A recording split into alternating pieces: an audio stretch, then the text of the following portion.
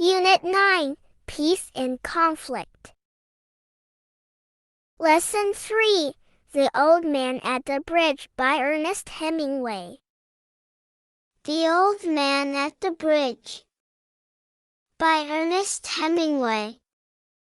An old man, with steel-rimmed spectacles and very dusty clothes, sat by the side of the road. There was a pontoon bridge across the river, and carts, trucks, and men, women, and children were crossing it. The mule-drawn carts staggered up the steep bank from the bridge, with soldiers helping push against the spokes of the wheels. The trucks ground up and away, heading out of it all, and the peasants plodded along in the ankle-deep dust. But the old man sat there without moving. He was too tired to go any farther. It was my business to cross the bridge, explore the bridgehead beyond, and find out to what point the enemy had advanced. I did this and returned over the bridge.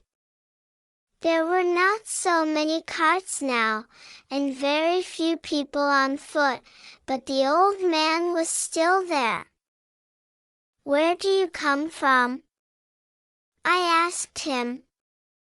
"From San Carlos," he said, and smiled. That was his native town, and so it gave him pleasure to mention it, and he smiled. "I was taking care of animals," he explained. "Oh," I said, not quite understanding. "Yes," he said, "I stayed, you see. Taking care of animals. I was the last one to leave the town of San Carlos." He did not look like a shepherd nor a herdsman, and I looked at his black dusty clothes, and his gray dusty face, and his steel-rimmed spectacles, and said, "What animals were they?" "Various animals," he said, and shook his head. "I had to leave them."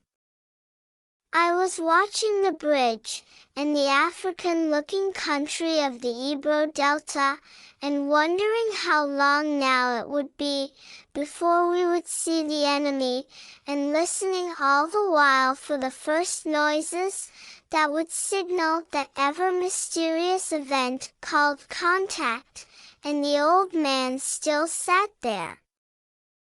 "What animals were they?" I asked. "There were 3 animals altogether," he explained. "There were 2 goats, and a cat, and then there were 4 pairs of pigeons." "And you had to leave them?" I asked. "Yes. Because of the artillery. The captain told me to go, because of the artillery." "And you have no family?" I asked, watching the far end of the bridge, where a few last carts were hurrying down the slope of the bank. "No," he said, "only the animals I stated. The cat, of course, will be all right. A cat can look out for itself, but I cannot think what will become of the others." "What politics have you?" I asked. "I am without politics," he said. "I am 76 years old.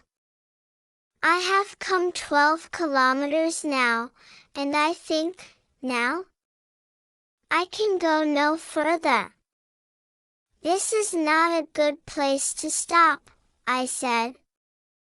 "If you can make it, there are trucks up the road where it forks for Tortosa." "I will wait a while," he said, "and then I will go." Where do the trucks go? Towards Barcelona, I told him. I know no one in that direction, he said, but thank you very much. Thank you again very much.